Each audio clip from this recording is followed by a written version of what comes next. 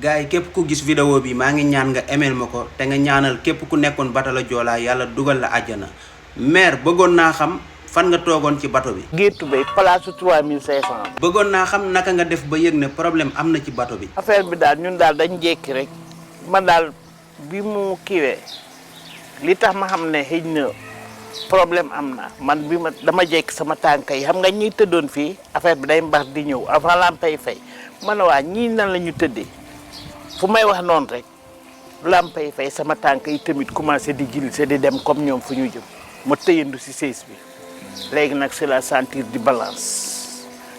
ba jékki rek sama loxo yi dem. bi nga demee ba xam ne sa loxo yi jàppatul fenn te yow nga nekk jigéen naka nga mujjee def. man daal dama jéem rek bu ma nekk si biir comme man mun naa géej léegi dama doon essayer comme fu ma doon jaare damay xelaat fu ma doon jaar. bi nga demee ba yëg ne yow mii génn nga ci bato bi mu leer la ni jàppatoo ci dara loolu noo ko dundee. dem naa ba sama xel génn si dund. léegi bi ma demee nag ba si digg bi ma bàyyi la ko ma ne xam naa sama dund fii la ko yàlla yemale ma bàyyi la ko noonu ma xam ne maa ngi jigee ndox bi si kaw léegi nag foofu laa ne alhamdulilahi rabbil alamin mu óor ma ne man bu dee ne yàlla dimbali na mu des man ak kaw ndox mi rek amul problème. dégg naa ne dafa doon taw te dafa lëndamoon naka nga doon def bay gis pour mën a xam fan ngay jaar. bu melaxee damay gis lu sori léegi ma dégg am na benn tubaab bu nekk si kaw ak xale yu góor ma dégg ñuy wax derrière léegi day dur si kaw bato bi léegi su jógee damay ànd ak moom bàyyi la mais su ma demee bay tëye xam nga dafa retax su ma dem bay tëye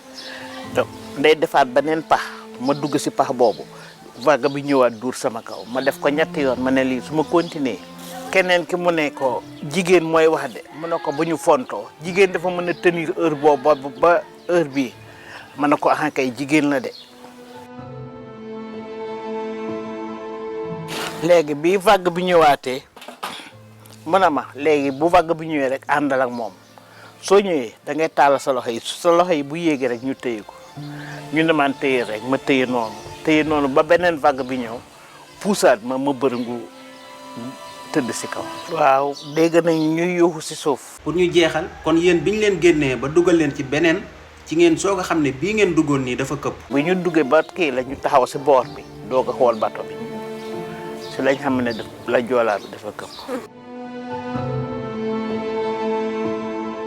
ndaxam sax metti na ndaxam sax tiis na lool ndaxam sax metti na ndaxam sax tiis na lool